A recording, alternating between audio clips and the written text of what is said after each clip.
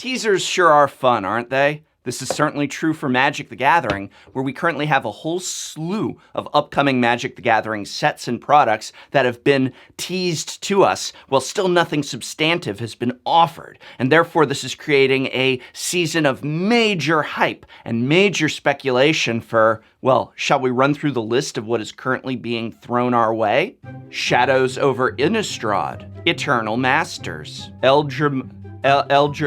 Eldrazi Moon, From the Vault Curled Lore, the set after Eldritch Moon.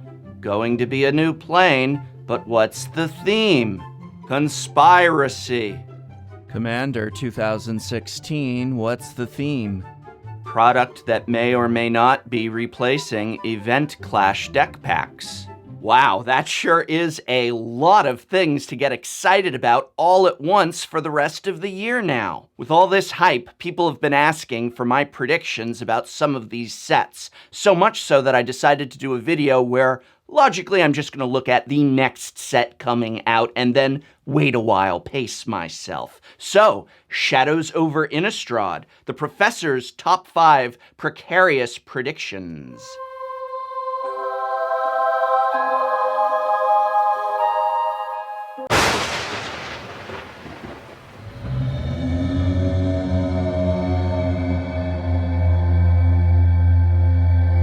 Now, I've never really done a video like this before, and we'll see how it works out. Quite literally, I'm very interested once Shadows over Innistrad is fully revealed, fully launched, to come back and see just how wrong I was, probably very, about these 5 predictions. Although I have honestly already had to amend one item on this list, which I'll say now, because it's becoming very, very clear that this is likely to be the case. Nonetheless, I'm going to say as a bonus prediction, one that everyone is already talking about, but I had on my list before they were, is that the angels this time on Innistrad will be evil, and that ultimately we are going to see an evil Avacyn. Now, whether or not these evil angels and possibly antagonistic Avacyn are going to be the result of a greater force manipulating their behavior, or perhaps just the very nature of Avacyn, who was created by Sorin to keep balance, the balance between the humans and vampires, and if perhaps the humans have grown so overwhelmingly powerful that Avacyn's balance-keeping mechanisms have kicked in and are now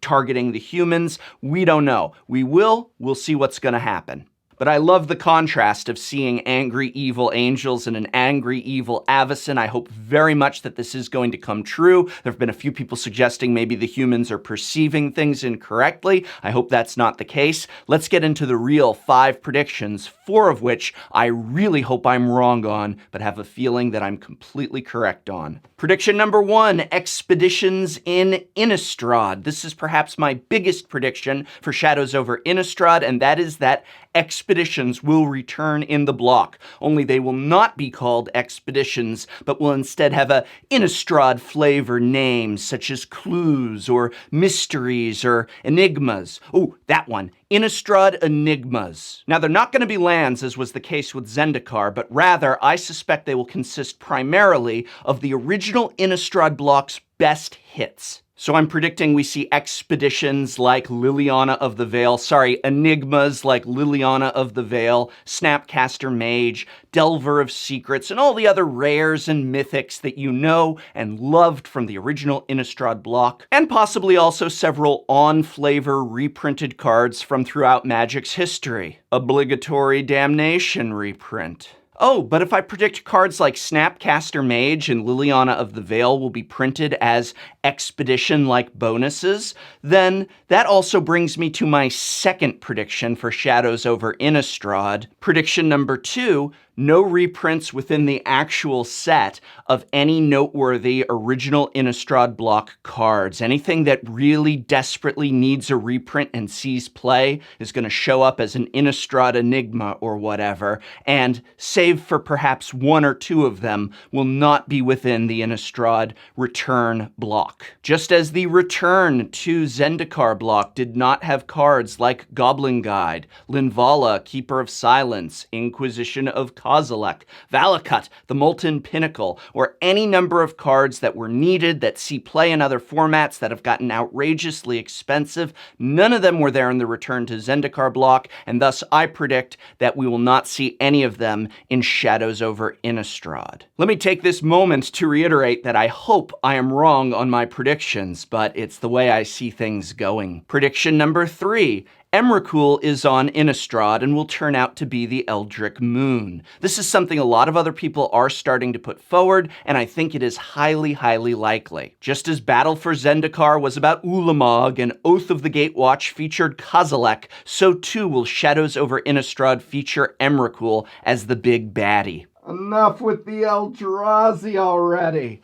Now, just like my previous 2 predictions, I hope I am wrong about this one. Hopefully the missing Emrakul is being tucked away to be brought back at some indeterminate point in the future, a looming threat. And what I would very much prefer to see instead is the antagonist of this set being a vengeful Nahiri and of course the evil Avacyn. Maybe Nahiri has somehow used her lithomancer magic to change the properties of Innistrad's Silver Moon into one that is causing Avacyn to go evil. Anything like that would be so much more welcome than it's Emrakul and there's Eldrazi everywhere.